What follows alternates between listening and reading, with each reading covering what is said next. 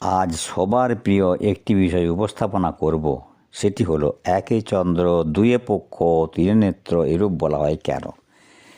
মূল পর্বে যাওয়ার আগে আপনাদেরকে প্রফেসর একেম চাঁদের পক্ষ থেকে নমস্কার জ্ঞাপন করছি। প্রথমে কি বলা হয়েছে? একে চন্দ্র। এখানে একে সূর্যও বলা যেত, কারণ চন্দ্র যেমন আকাশে একটি, তেমনি সূর্যও। তাহলে কেন চন্দ্রকেই আনা হয়েছে? যেহেতু সংখ্যা শেখানো হয় একেবারে ছোট থেকেই। ছোটরা তো খুব সকালেই ঘুম থেকে উঠতে পারে না। যখন উঠে তখন সূর্যের তেজ হয়ে যায়, তখন আর সূর্যের দিকে তাকানো যায় না। কিন্তু রাতের বেলায় চাঁদকে অবশ্যই দেখানো যেতে পারে। তাই সূর্যকে না বলে চন্দ্রকেই বোঝানো হয়েছে। এবার আসি দুয়ে পক্ষ কেন। এখানে পক্ষ হচ্ছে মাসের 15 দিন হচ্ছে শুক্লপক্ষ আর 15 দিন কৃষ্ণপক্ষ। এখানেও পক্ষ ছাড়া পৃথিবীর উত্তর মেরু আর দক্ষিণ মেরুকেও বলা যেত, কিন্তু সেক্ষেত্রেও শিশুকে বোঝানো অনেকটাই দুর্বোধ্য হতো। আমরা শিশুকে মাস 12টি শেখাই। মাসগুলি যে শুক্ল ও কৃষ্ণ এই দুটি ভেদে ভাগ, সেটি বোঝানো খুবই সহজ। পক্ষ দুটি চাঁদের সঙ্গে সম্পর্ক আছে, তাই দুয়ে পক্ষই বলা হয়। এবার তিনে নেত্র, অর্থাৎ চোখ তিনটি, যেমন শিব ও দুর্গা বা কালীর তিনটি নয়ন। সূর্য, চন্দ্র, অগ্নি এই তিনটিকেই বোঝানো হয়েছে তিনে নেত্র বোঝাতে গিয়ে। কিন্তু তিন সংখ্যার আরও অনেক কিছু ছিল, যেমন তিনটি গুণ, যথা সত্য, রজ ও তম। প্রধান দেবতা তিনটি, যথা ব্রহ্মা, বিষ্ণু ও মহেশ্বর। এছাড়া দেবতাদের স্থানও তিনটি, যথা পৃথিবীর স্থানীয় দেবতা হলেন অগ্নি, অন্তরিক্ষ স্থানীয় দেবতা হলেন ইন্দ্র, আর দুস্থানীয় বা স্বর্গস্থানীয় দেবতা হলেন সূর্য।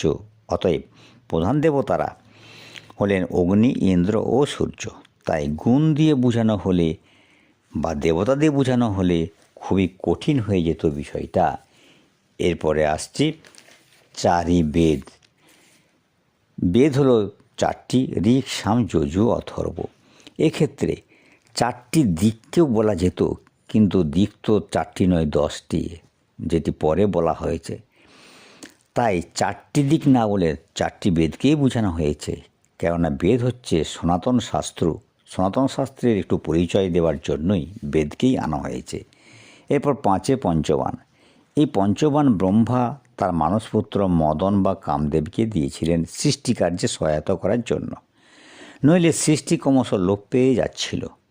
এই পঞ্চবান হলো সম্মোহন, উন্মাদন, শোষণ, তাপন ও স্তম্ভন।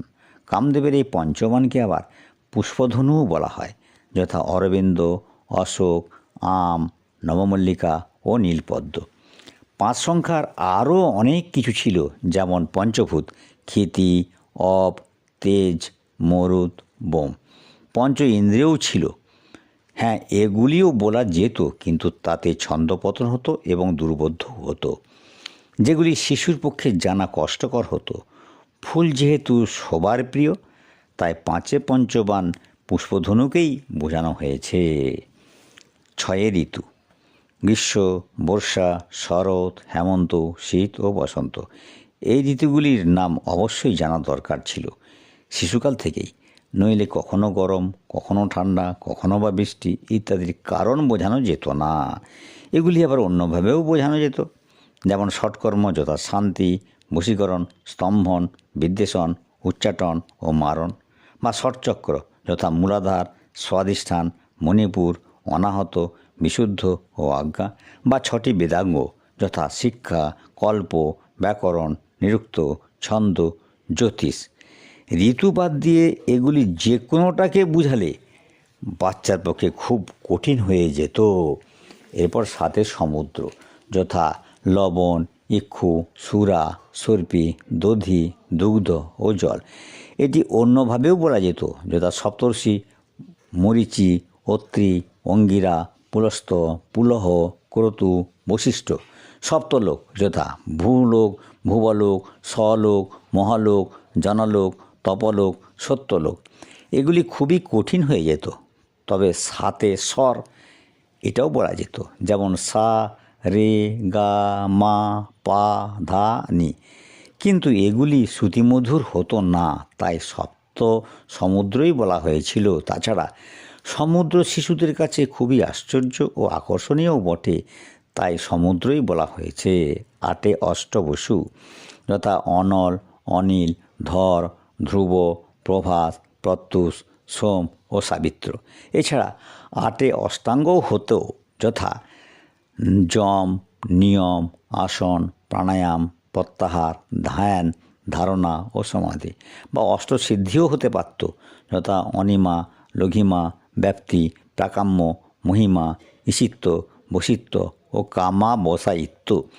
অষ্টবসুকে বাদ দিয়ে এগুলিকে রাখলে শিশুর পক্ষে খুবই দুর্বোধ্য হয়ে উঠত।